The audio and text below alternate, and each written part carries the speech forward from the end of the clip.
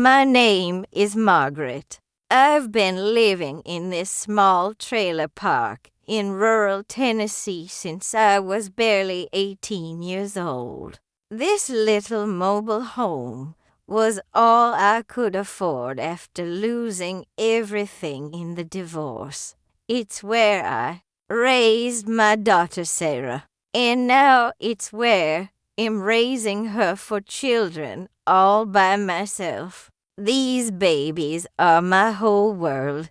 Emma, who's 8, little Jake, who's 6, the twins Lily and Rose, who are 4 years old, their mama. My Sarah, she left us about 14 months ago. Said she was going to Nashville with some musician she met at a bar. Promised she'd send money and come back for the kids once she got on her feet. That was the last we heard from her. No phone calls, no letters, nothing. Just disappeared like smoke in the wind. I'm 67 years old now, and my body ain't what it used to be. I worked as a seamstress at the clothing factory for 32 years until they shut it down and moved everything overseas. After that, I did alterations from home, hemming dresses and fixing torn clothes for folks around town. But arthritis got hold of my hands something fierce, and some days I can barely hold a needle steady. The pain shoots up my fingers like lightning, and my knuckles are so swollen I can't even make a proper fist. I still try to take in sewing work when I can, but it's getting harder and harder to find customers who are willing to pay what little I charge. We've been living on my small Social Security check and whatever I can make from the sewing. But it's never enough. Not nearly enough to feed 4 growing children and keep the lights on. The trailer park rent alone takes up most of my monthly income, and that's before we even think about food, clothes, or anything else these babies need. I've been cutting back on everything, watering down the milk, making soup stretch for 3 days, buying the cheapest generic brands at the grocery store. But even with all that scrimping and saving, we were barely getting by. That particular week in March, everything seemed to fall apart at once. The old washing machine finally gave up the ghost, flooding half the trailer and ruining what little food we had stored in the lower cabinets. I had to throw away our last box of cereal, our bread, even the bag of potatoes I'd been saving. The landlord came by and said if I didn't have the rent money by Friday, we'd be out on the street. I'd already borrowed from my neighbor Mrs. Henderson twice that month, and I could see the judgment in her eyes when she looked at me like I was some kind of charity case who couldn't take care of my own family. By Wednesday of that week, we'd been down to just crackers and tap water for 2 full days. I'd given the children the last of everything, telling them Grandma wasn't hungry when they asked why I wasn't eating. Emma, being the oldest, she knew something was wrong. She kept looking at me with those worried eyes, asking if everything was okay. I put on my best smile and told her not to worry, that things would get better soon. But inside, I was falling apart. When you're a grandmother and you can't provide for your grandchildren, you feel like you failed at the most basic thing in life.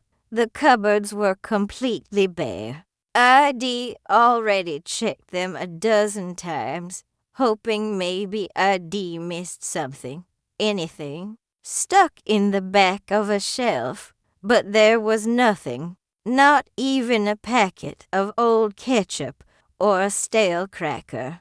The refrigerator was empty except for a half-gallon of milk that had gone sour 3 days ago. I couldn't bring myself to throw it out because it was the last thing that looked like food in the whole place. I sat there at my little kitchen table, staring at that sour milk, wondering how I was going to explain to 4 hungry children that there was nothing for dinner again. That night, after I'd tucked the babies into bed with promises of pancakes, in the morning that I knew I couldn't keep, I sat alone in the dark living room. The only light came from the street lamp outside, casting long shadows across the worn carpet. I could hear the children whispering in their bedroom, probably talking about how hungry they were. Little Jake had been complaining about his tummy hurting, and I'd told him it was just growing pains. The twins hadn't said much of anything, which scared me more than if they'd been crying. When children stop asking for food, that's when you know they've given up hope. I looked over at my little shrine in the corner of the room, where I keep my statue of Our Lady of Fatima. It's nothing fancy, just a small ceramic figure I bought at a yard sale years ago, but she's been my comfort through all the hard times. Her gentle face always seemed to understand whatever trouble I was going through. I'd been praying to her every night, asking for help, for guidance, for some kind of miracle to keep us from losing everything. But that night, I felt like my prayers were just bouncing off the ceiling and falling back down around me like broken glass. I knelt down in front of that statue, my old knees creaking against the hard floor, and I started talking to her like she was sitting right there beside me. I didn't use fancy church words or formal prayers. I just spoke from my heart, woman to woman, grandmother to the Mother of God. I told her I was scared, that I didn't know what to do anymore, that I was failing these children who depended on me. The words came out in a rush, mixed with tears. I'd been holding back for days.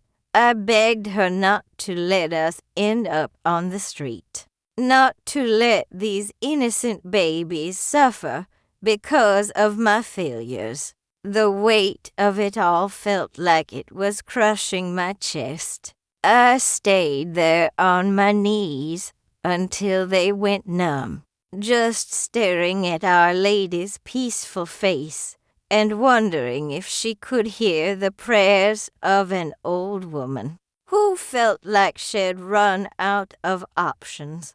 The house was so quiet I could hear the refrigerator humming.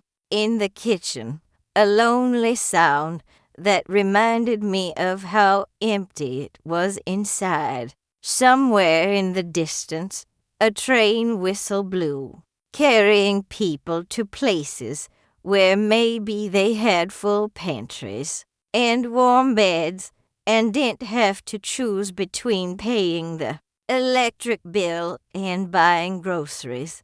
When I finally got up from that floor, My legs were shaking, and my heart felt like it weighed 1,000 pounds. I walked back to the kitchen and sat down at the table again, putting my head in my hands. The morning would come, whether I was ready for it or not, and I'd have to look into for pairs of trusting eyes and figure out how to make nothing into something. That's when I felt it, not a voice exactly, but a presence, like someone had just walked into the room and was standing right behind my chair. The hair on the back of my neck stood up, but it wasn't fear I felt. It was more like recognition, like when you hear a familiar song from long ago and suddenly remember every word. I turned round, but there was nobody there, just my empty living room with the shadows dancing on the walls. But that feeling stayed with me, warm and comforting, like invisible arms wrapped around my shoulders. For the first time in days, I felt like maybe I wasn't completely alone in this fight. Maybe someone was listening after all. I sat there for another hour, just holding onto that feeling, before I finally dragged myself to bed and fell into a restless sleep filled with dreams of bread and milk and children's laughter. The next morning came too soon, gray and cold with frost covering the windows of the trailer. I woke up before dawn, like I always do, hoping maybe during the night some miracle had filled my kitchen cabinets. But when I opened them, they were just as empty as they'd been the night before. The reality hit me like a slap in the face. I had for children who would be waking up soon, expecting breakfast. And I had absolutely nothing to give them, not even a piece of stale bread or a single egg. I stood there in my nightgown and slippers, staring into those empty cabinets, and I felt something break inside my chest. This was it. This was the moment I'd been dreading, when I'd have to admit to myself and to those babies that I'd failed them completely. I heard little footsteps in the hallway, and my heart started racing. Emma appeared in the kitchen doorway, her hair messy from sleep, rubbing her eyes with the back of her hand. She looked at me standing there, with the cabinet doors open, and I saw understanding dawn in her young face. "Grandma," she said in a small voice, "is there anything for breakfast?" I closed the cabinet slowly and turned to face her, trying to keep my voice steady. "Not right now, sweetheart," I told her, "but maybe later today we'll figure something out." She nodded like she understood, but I could see the disappointment in her eyes. That look nearly broke me. Here was an 8-year-old child trying to be brave for her grandmother's sake, and I wanted to scream at the unfairness of it all. The other 3 children wandered into the kitchen, one by one, each of them, looking around hopefully before their faces fell. Little Jake pressed his hand against his stomach and said it hurt. The twins, Lily and Rose, just climbed up onto the couch and sat there quietly, like they'd learned not to ask for things they couldn't have. The silence in that trailer was deafening. These children had stopped complaining, stopped asking, stopped hoping, and that scared me more than anything else that had happened. I sent them back to their room to get dressed, telling them we'd have a big lunch later. Another promise I didn't know how I'd keep after they were gone. I sat down at the kitchen table and put my face in my hands. The shame was overwhelming. Here, I was a grown woman, a grandmother, and I couldn't even provide the most basic necessity for the children in my care. I thought about calling the social services, maybe asking them to find these babies a home where they could be properly fed and cared for. But the thought of being separated from them was even worse. Then watching them go hungry, that's when I remembered Mrs. Patterson from down the street. She worked at the local food bank on Thursdays, and I'd heard her talking about how they helped families in need. The pride in me rebelled against the idea. I'd never been one to ask for handouts, never wanted to be seen as charity case. But as I listened to the children's quiet voices from their bedroom, I knew I had to swallow that pride. These babies were more important than my dignity. I got dressed in my best outfit, which wasn't saying much. A faded blue dress I'd sewn myself, and a cardigan with holes in the elbows. I told the children I was going to the store and would be back soon. Another half-truth that sat heavy on my tongue. The walk to Mrs. Patterson's house felt like the longest 5 blocks of my life. Every step was a battle between desperation and shame, need and pride. I must have turned around 3 times, almost going back home, before I finally forced myself to knock on her door. Mrs. Patterson answered wearing an apron covered in flour, and I could smell fresh biscuits baking in her kitchen. The contrast between her warm, food-filled home and my empty trailer was almost too much to bear. She took one look at my face and seemed to understand immediately why I was there, coming. "Margaret," she said gently, like she'd been expecting me. "Let's sit down and talk."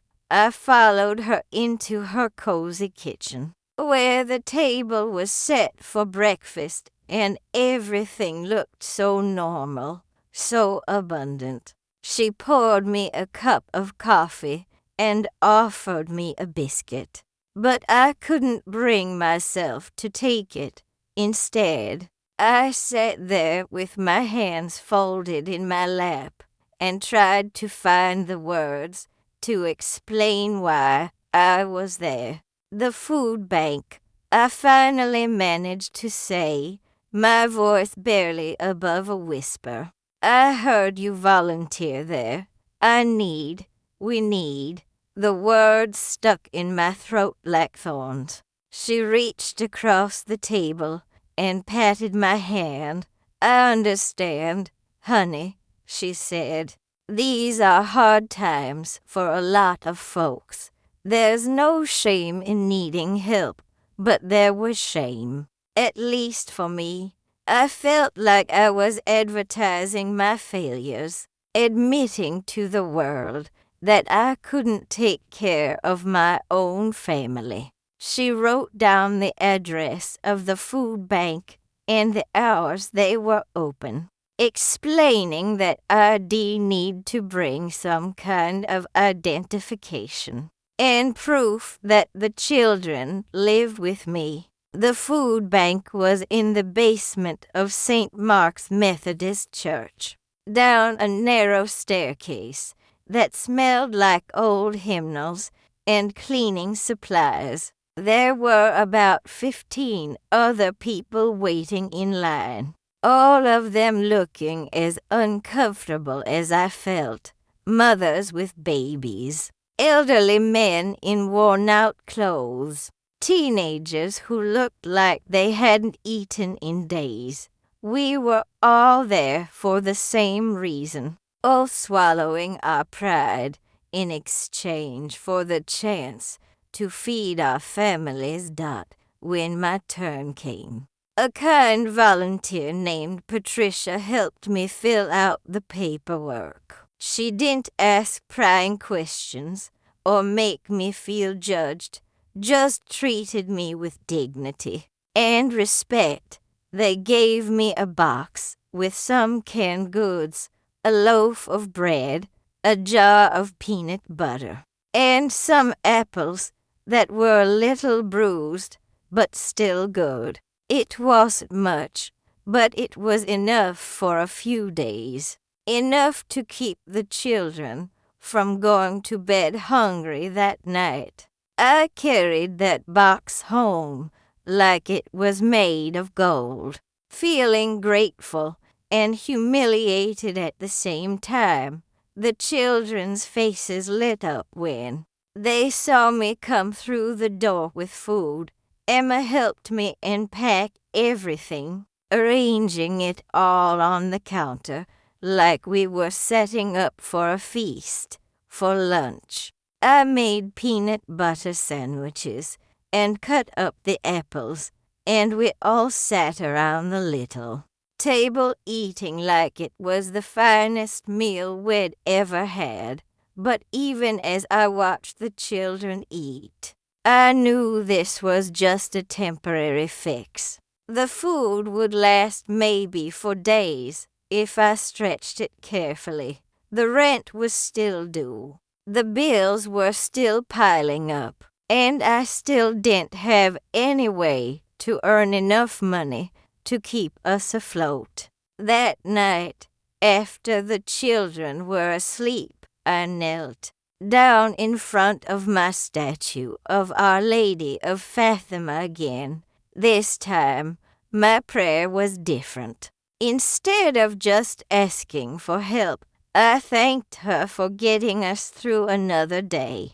I told her I was scared about tomorrow, about next week, about how long we could keep living like this. As I knelt there in the dim light from the street lamp outside, I felt that same presence I'd felt the night before, stronger this time, like someone was sitting right there beside me on the floor. I closed my eyes and tried to hold onto that feeling, that sense that I wasn't completely alone in this struggle. Little did I know that in just 2 days, everything would change in a way I never could have imagined. Friday night came faster than I wanted it to.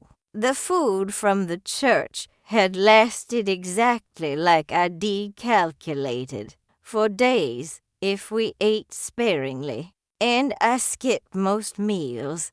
By Friday evening, we were down to our last can of green beans and half a loaf of bread. The rent was due the next morning, and I still didn't have it. I spent the day calling everyone I could think of, asking if they had any sewing work or odd jobs I could do, but nobody had anything. The few people who answered their phones were polite but distant, and I could hear the discomfort in their voices when they realized what I was really asking for. That evening, I sat the children down and tried to explain that we might have to move soon, maybe stay with some relatives for a while. I didn't have any relatives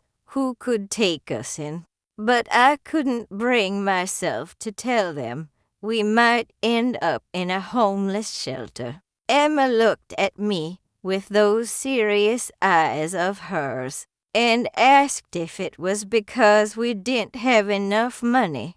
I nodded, fighting back tears, and she surprised me by wrapping her thin arms around my neck and telling me it would be okay, that we'd figure it out together. The other children gathered around us, all four of them trying to comfort me when it should have been the other way round. Little Jake patted my hand and said maybe we could live in a tent like camping.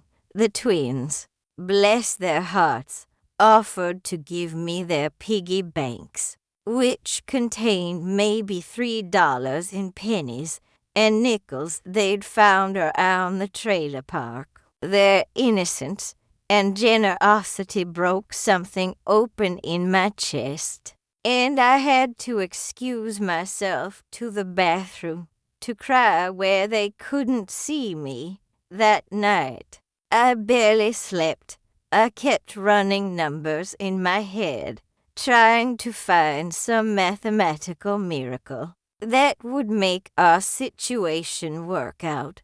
But no matter how I calculated it, we were still short on rent, still almost out of food, still sinking deeper into a hole I couldn't climb out of. Around 2 a.m, I gave up trying to sleep and went to sit in the living room. The trailer was so quiet I could hear the children breathing in their bedroom, peaceful sounds that made my heart ache with love and worry. I found myself kneeling in front of my statue of Our Lady of Fatima again, but this time I couldn't find any words. I just knelt there in the darkness, feeling empty and defeated. All the prayers I said over the years, all the faith I carried through other hard times, it all felt used up somehow.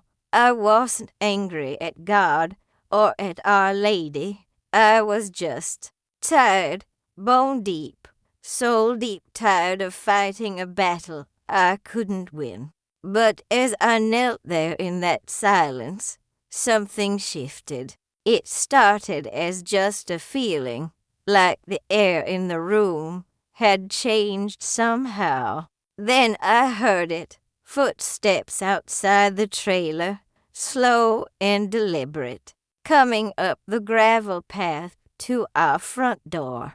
My first thought was that it might be the landlord, coming early to evict us, or maybe someone with bad intentions.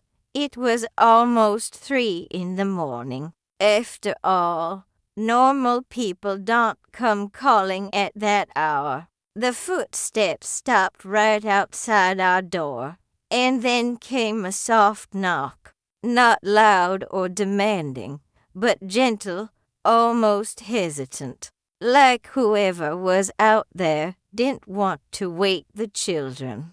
I sat frozen for a moment, my heart pounding so loud I was sure the whole trailer park could hear it. Then came another knock, just as soft as the first. Something about the sound of it made me feel less afraid and more expectant, like something important was about to happen.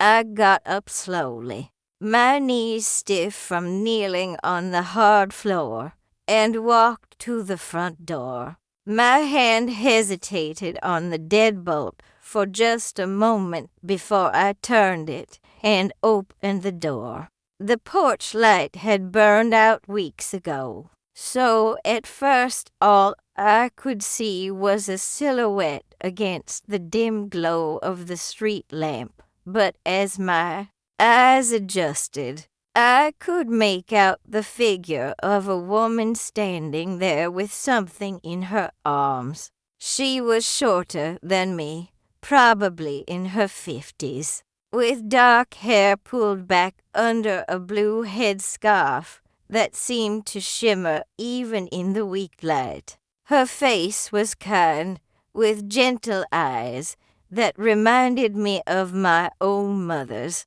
and she was holding what looked like several grocery bags. She smiled at me, a warm smile that seemed to light up the whole porch, and when she spoke, her voice was soft and musical, with just a trace of an accent I couldn't quite place. "Hello, Margaret," she said, and the fact that she knew my name should have startled me.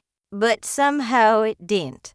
"I brought some things for you and the children." She held out the bags toward me, and I found myself reaching out to take them automatically. They were heavier than I expected, full of what felt like real food, substantial things that would make actual meals.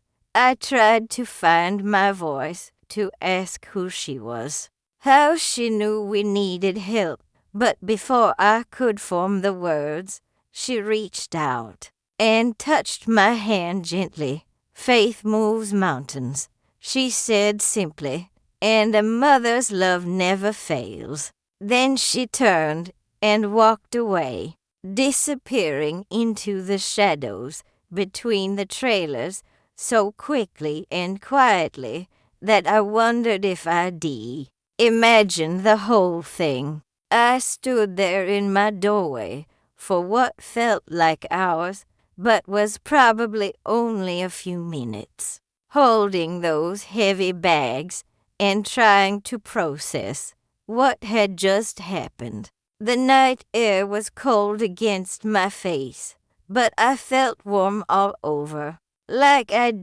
been wrapped in the softest blanket. Finally, I stepped back inside and closed the door, setting the bags down on the kitchen table with hands that were trembling, not from cold or fear, but from something else entirely, something that felt like hope. When I opened the first bag, I had to sit down. Inside were things I hadn't been able to afford in months. A whole chicken, fresh vegetables, a gallon of milk, eggs, bread, cheese, apples, bananas, and even some cookies that looked homemade. The second bag contained pantry staples: rice, beans, pasta, canned tomatoes, peanut butter, cereal, and a bag of flour. The third bag had household items we desperately needed: laundry detergent, soap, toothpaste, and at the very bottom, an envelope. My hands shook as I opened that envelope. Inside were 10 $20 bills, exactly enough to cover the rent with a little left over. There was no note, no explanation, just the money we needed to keep our home. I sat there at my kitchen table, surrounded by more food than we'd seen in weeks, holding $200 in cash, and I started to cry, not the desperate, hopeless tears I'd been shedding for days, but tears of relief and gratitude and something that felt like pure joy. I knew this wasn't a coincidence. This was just some kind stranger who happened to have extra groceries and decided to share them with the poor family in the trailer park. This was something else entirely, something that couldn't be explained by ordinary circumstances. As I sat there looking at all those provisions, spread out on my table. I remembered the feeling I had while kneeling in front of Our Lady's statue.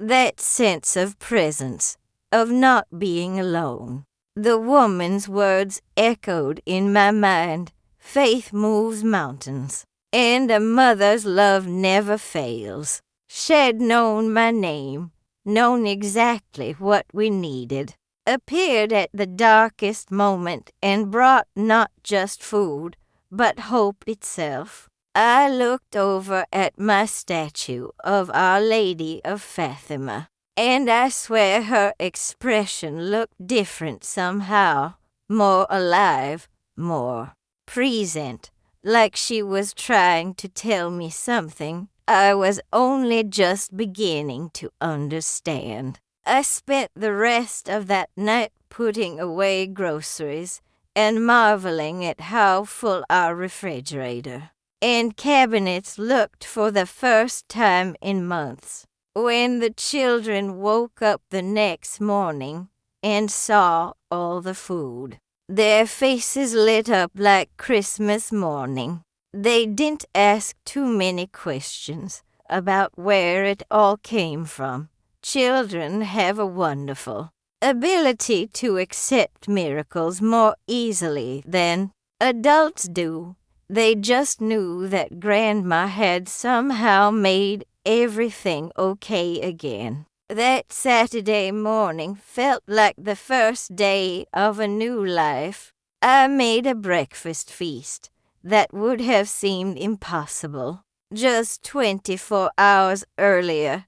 Scrambled eggs with cheese, bacon, fresh biscuits with butter and jam, and tall glasses of cold milk for everyone. The children ate with such joy and enthusiasm that it brought tears to my eyes all over again. Emma kept saying it was the best breakfast she'd ever had, and little Jake actually asked for seconds, something he hadn't done in weeks, after breakfast. I walked down to the trailer park office with that envelope full of money, feeling like I was floating on air. When I handed the rent payment to Mrs. Coleman, she looked surprised. I'd never been late before, but she knew things had been tough for us. Everything okay, Margaret? She asked, and I just smiled and told her that yes, everything was going to be just fine. Walking back to the trailer, I felt lighter than I had in months, like someone had lifted a crushing weight off my shoulders. But the real miracle was just that one night of provision. What happened next was something that changed our lives completely. The very next week, I got a phone call from a woman named Linda who ran a small alterations shop in town. She'd heard about my sewing skills from Mrs. Patterson and wanted to know if I'd be interested in working part-time, doing alterations and custom work from home. The pay was better than anything I'd made in years, and I could work around the children's schedules. Within a month, word had spread about the quality of my work, and I had more orders than I could handle. People started coming to me for wedding dress alterations, formal wear hemming, and even custom clothing projects.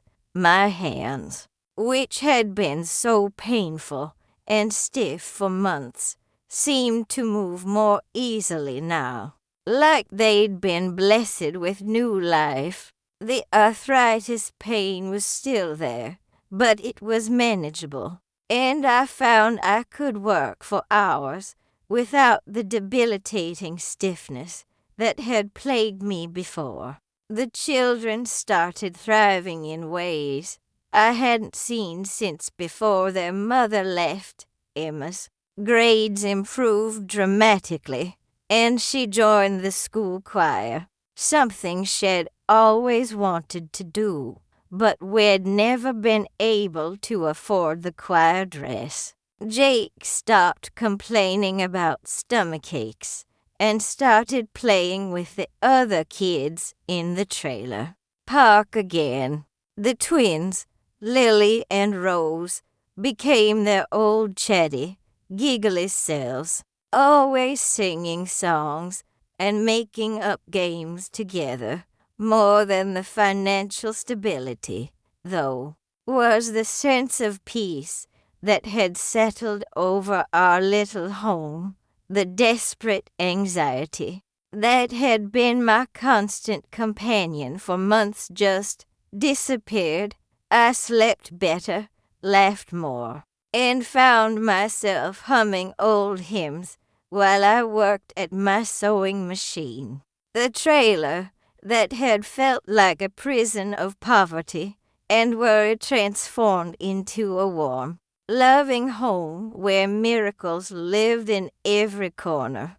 I never saw that mysterious woman again, despite keeping an eye out for her whenever I walked through town or went to the store. I asked around discreetly, describing her to neighbors and shopkeepers, but nobody seemed to know who I was talking about.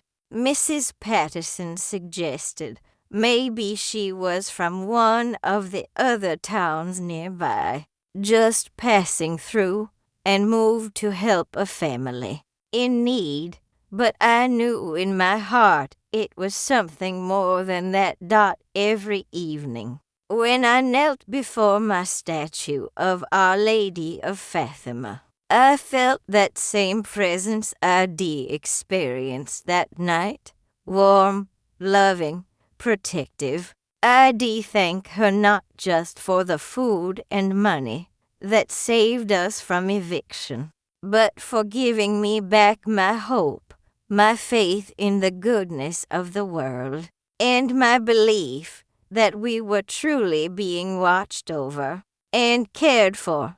The statue itself seemed different, now more radiant somehow, like it was lit from within by some divine light that only I could see.